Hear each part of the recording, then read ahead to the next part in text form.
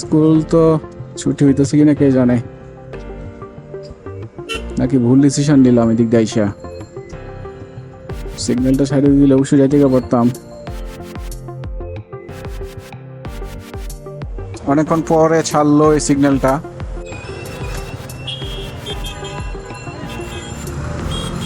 মালিবাগে সিগন্যালে বসে আছিলাম প্রায় 10 মিনিট। এই সিগন্যালটা সহজে ছাড়তে চায় না। আজকে যাওয়া দরকার তাড়াতাড়ি, আর খালি পড়তেছি জামে জামে জামে। এটা কিছু হইলো? বর্ডার লাইন দিয়ে যাইতে হইতেছে। যদি নিচে পড়ি তাইলে আর একটা রে ভাই। দিক দিয়ে আইসা মনে হয় চরম ভুল করছি। মালিবাগ আবুল হোটেলের দিক দিয়ে আইসা, আর এই রোডটার কোনো মা বাপ নাই। বাম পাশের রোডটাতে ঢুকতে পারলে তা মনে হয় জামটা হয়তো একটু কম পাইতে পারি। যাক, শুক্রিয়া, আলহামদুলিল্লাহ। মধুবাগের সাইডের রাস্তাটা দিয়ে চলে আসছি। এখন হাতিঝিল ঢুকে যাব। এই চিপা দেওয়া তো আবার দেখি ঝামেলা। জাম টাম হাবি যাবি কেন বুঝতেছি না রে ভাই। আরে হালা, রাস্তার মাঝখানে আবার গাড়ি ঘুরাইতেছে, কেমনটা লাগে। এখানে ওইসব জাম, খালি জাম জাম আর জাম। যাওয়া দরকার তাড়াতাড়ি, খালি জাম জাম আর জাম। হ্যাঁ, কি একটা অবস্থা রে ভাই।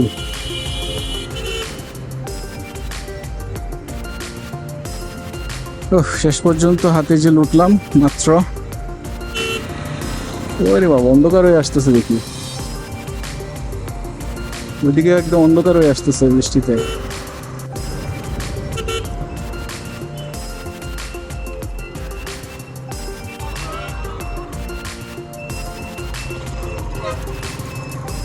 এখন যাব হচ্ছে রানারের পিছন দিক দিয়ে একটা নতুন রোড করছে। এই যে রোডটা নতুন করছে, এই রোডটা দিয়ে রেজিস্ট্রি অফিসের সামনে দিয়া বের হয়ে যাব।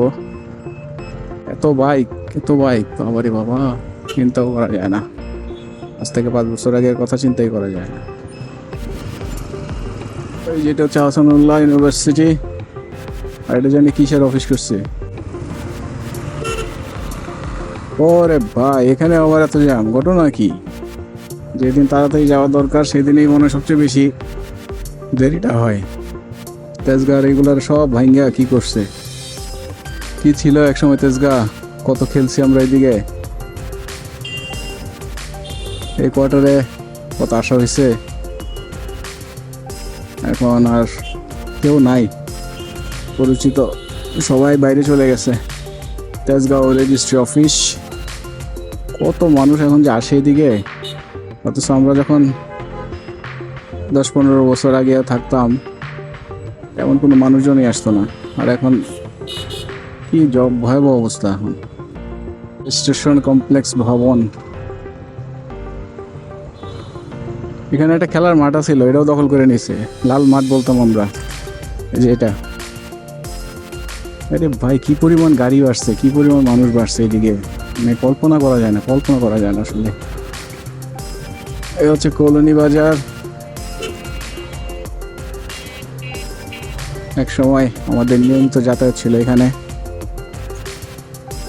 এত কষ্ট করে আসলাম নাবিস্কো, তিব্বত।